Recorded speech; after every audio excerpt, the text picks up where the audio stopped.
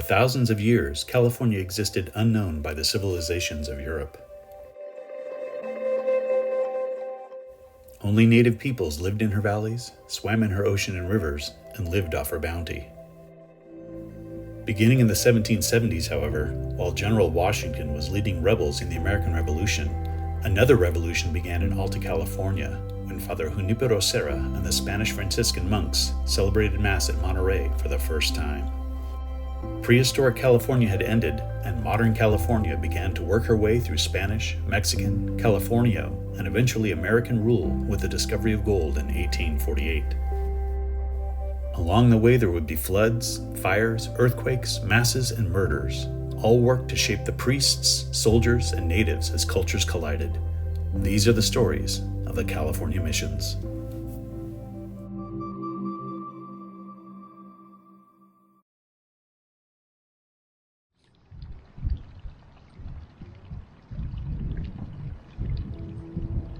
Mission Santa Barbara was founded December 4th, 1786 by Father Lawson and became the headquarters of all the missions. It is one of two missions, the other being San Luis Rey, to be continually operated by the Franciscans since its founding. Mission Santa Barbara is the namesake of both the city and county of Santa Barbara. The mission is named after Saint Barbara, a little girl who was beheaded by her own father for following her Christian faith. There have been 4 churches where Mission Santa Barbara now stands, on what was called by both the Chumash and the Spanish, the Rocky Place. Today's mission, the 4th, has many of the classic features of the California missions intact.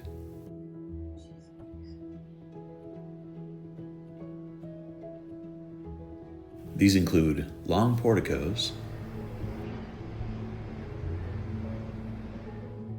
2-story living quarters for the priests,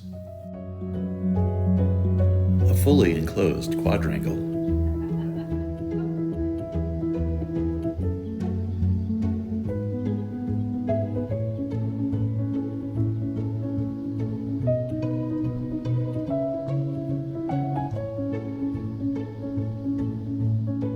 and of course, its beautiful church.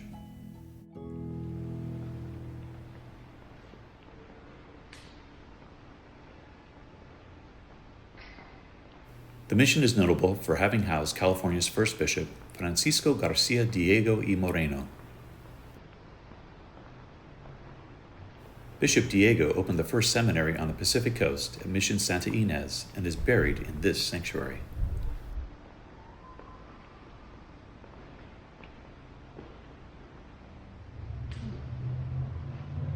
The statues on the altar were brought from Mexico. In the church's rear alcoves are these striking statues, St. Francis and St. Clare of Assisi on one side, and Jesus and Mary Magdalene on the other. The ceiling of the sanctuary is unique because of these wooden rosettes and stars. Chumash artist Juan Pacifico, who was baptized at the mission in 1797, is believed to have painted these decorations with paint made from urine, the flesh of tuna, and egg whites. Originally, only the Chumash attended church in the mission, and the soldiers attended in town at the Presidio, but in 1850, it became the center of worship for all. The church was rebuilt between 1812 and 1820 due to earthquakes. The Chumash were expert stonemasons. St. Barbara and Charity.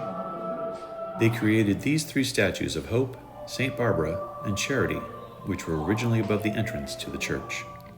In 1925, the mission was restored again, and this man, Father Zephyrin Engelhardt, shown here around 1920, wrote and published books out of the mission, including The Missions and The Missions and Missionaries in California.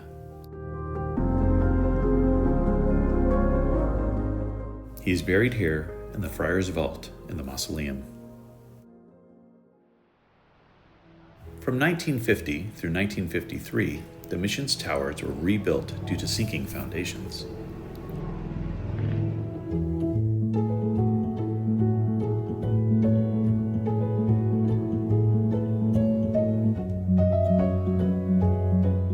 It should be noted that originally the mission was built with 1 tower. The second was added in 1831. 6 bells, similar to these, hang in the towers. Each is dedicated to a saint. During the Chumash Revolt of 1824, the mission was seized and looted. Soldiers were disarmed, 2 were wounded, and the Chumash sent them back to the Presidio. Troops from the Presidio returned, and there was an indecisive battle. After the battle, many Chumash retreated to the east sides of the Channel Islands via their canoes. The Spanish realized that the mission could not continue without the natives, and so a pardon deal was brokered. A military expedition went out to return the neophytes, and they were marched back to the mission by the Spanish leather-jacket soldiers. There are about 4,000 Chumash and other early residents buried in the Mission Santa Barbara graveyard.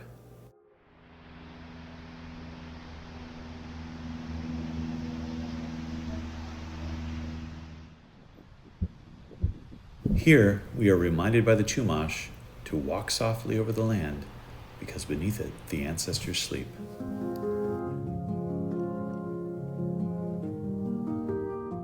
Many of the Chumash buried here died of diseases brought to them by the Spanish missionaries, for which they had no immunity. Of these, perhaps none are as well known as Juana Maria.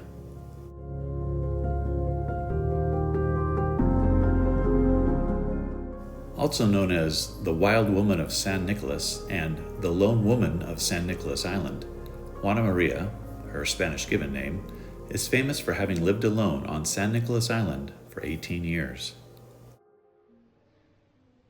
The feather cape the lone woman was wearing when they found her on St. Nicholas Island. She was discovered in October of 1853, and after being rescued, she was brought to Santa Barbara Mission, where only 7 weeks later she became ill from dysentery and died. The book, Island of the Blue Dolphins, is based upon her life. As with all the missions, in 1834, Mission Santa Barbara was secularized. It became an apostolic college from 1854 to 1885. It is the first institution of higher learning in Santa Barbara and an outstanding mission to visit. Santa Barbara gift shop. Be sure to exit through the gift shop.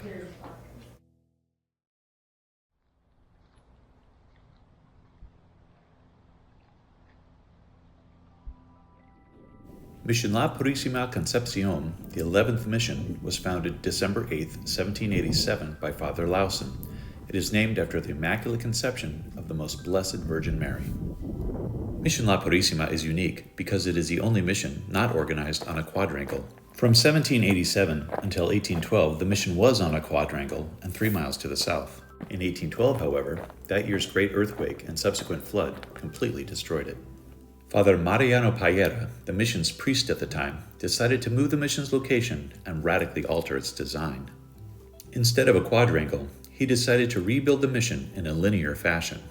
Every room is along this adobe-floored corridor. This design was used to help the mission resist floods, and the new building was made without arches to enhance the building's strength. Father Payera even consulted with Russian engineers from Fort Ross, which we will learn about in another video. They advised him to design the new exterior walls using huge buttresses for support. La Purisima is now a California state park and a living history museum. It is one of only 2 missions no longer governed by the Catholic Church. The mission sits on 960 acres and is surrounded by 2,000 acres of parkland. Look at that big boy. Each year, the mission is a site for reenactments of mission life. Look at that guy over there. Saw those cows out in the pasture earlier. This is what happens to them. These include rawhide branding and leatherwork, The leather shop. Can't smell this on camera, but it smells fantastic in here. Through here is the wine.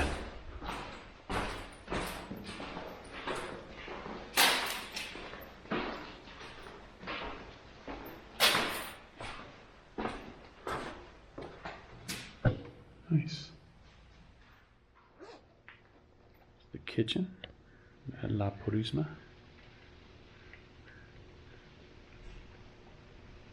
Imagine doing your cooking here.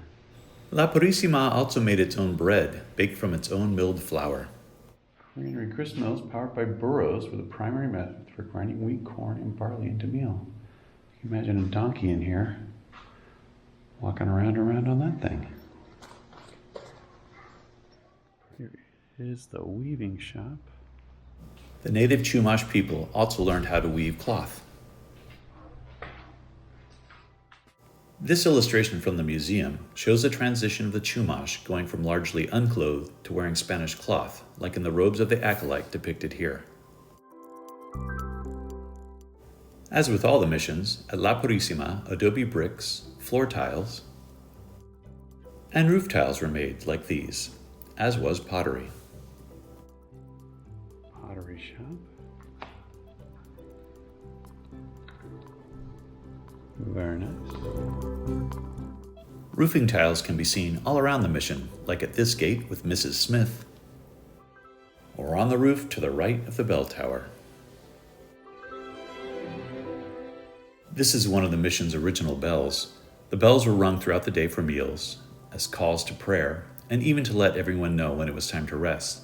The inscription on this bell translates to, Manuel Vargas made me, year 1818, La Purisima Mission of New California. The bell is now housed inside the California State Park's La Purisima Mission. The mission does an excellent job of telling not only the story of La Purisima, but of all the California missions. All the missions went through this period of Chumash, Spanish, Mexicans take over, and then the Americans. The museum starts with the land, then the native Chumash, the Spanish, the Mexicans, secularization, and finally the ruin and restoration of the mission. Beautiful diorama here of the Chumash working.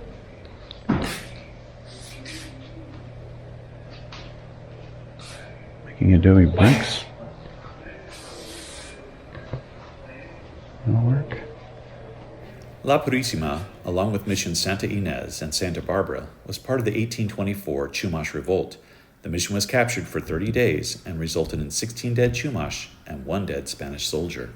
The Spanish had anticipated resistance from the Chumash and had established a squad of 5 soldado de cuera, or leather jacket soldiers, to protect the mission. This was their cuartel, or barracks. These are the barracks for the soldiers. Pretty amazing to think about. All these soldiers here kind of being that muscle for the priests. Their leather jackets. The mission's many rooms and corridors are open to explore.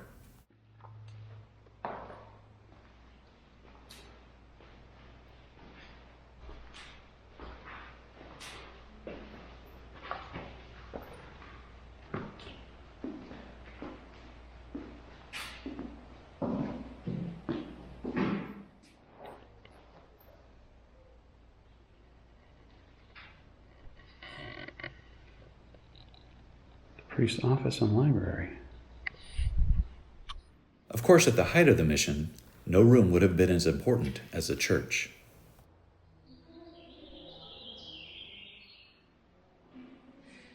The church?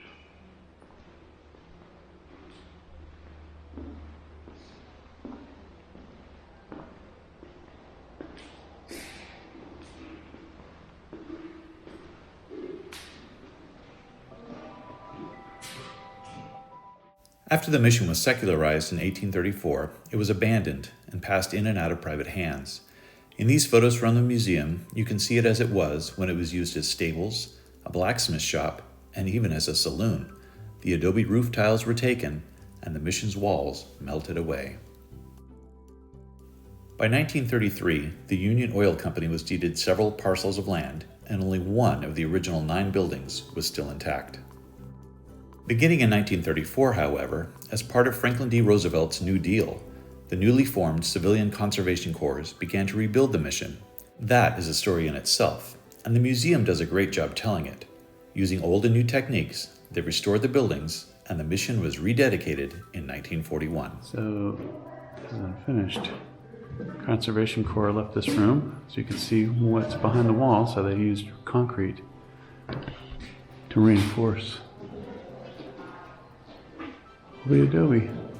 Really fascinating how they did this in the 1930s. La Purisima Mission and State Historic Park is a fascinating stop along the El Camino Real.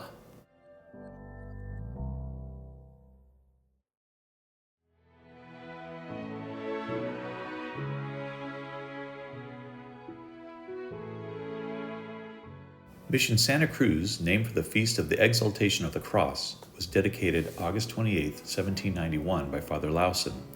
The church building you find today was built as a replica in 1931. It is 1/3 the size of the original mission, which was destroyed January 9th, 1857. Here was the original Santa Cruz mission, and none of that is still here. We're in that building towards the back part of it. That's all that's left. And the part we're in is about 200 years old. Before the missionaries arrived, this area along the central California coast was home to the Yupai and Awaswas people. The native people were not always willing converts for the Spanish missionaries. In 1812, Father Andres Quintana was strangled to death by mission neophytes who were angry about the metal-tipped whip the padres used for punishment on workers and children. Unfortunately, that is not the only violent chapter in Mission Santa Cruz's past. There was a pueblo named Branciforte across the river from the mission, which was founded with former prison convicts from Guadalajara. They took land from the mission and used its property at will. In 1818, California's only pirate, Hipólito Bouchard, approached the mission. He had already vandalized the mission in Monterey, and so the occupants of Santa Cruz took their valuables and fled to Mission Soledad. The men living at Branciforte Pueblo took advantage of the situation and looted the mission. The mission was secularized in 1834, and the buildings fell into disrepair.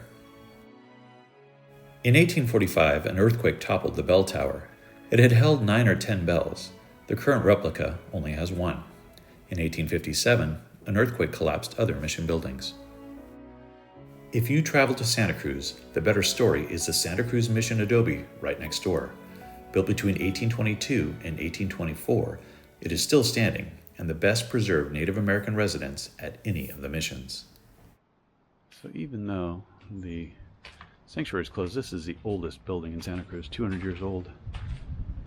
And this was an adobe structure as part of the original building. It was housing for indigenous families who lived and worked at the mission. It is the only surviving building of the original 32 in the complex and the oldest structure in Santa Cruz County.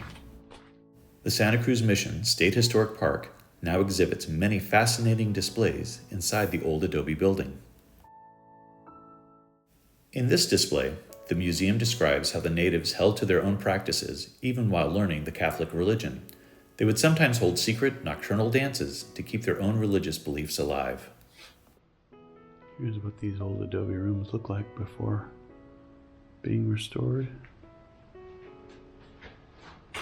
In this room, the archaeological features of this adobe and past ones are on display. Some of the displays show how the rooms of the adobe were used by the native people before secularization during the height of the mission. Here's what these rooms would have looked like when the natives were living in them, working for the Spaniards.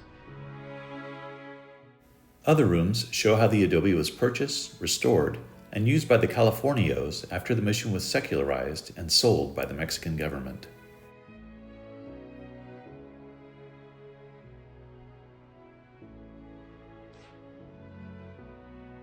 This display shows how after the missions and everything was secularized, the Irish came in and turned these into their own homes.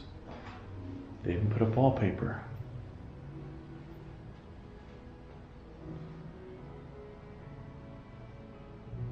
But they kept the Virgin Mary. That's good.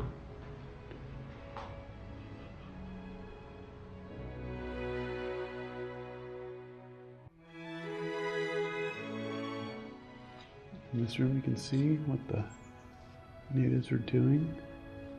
Blacksmithing and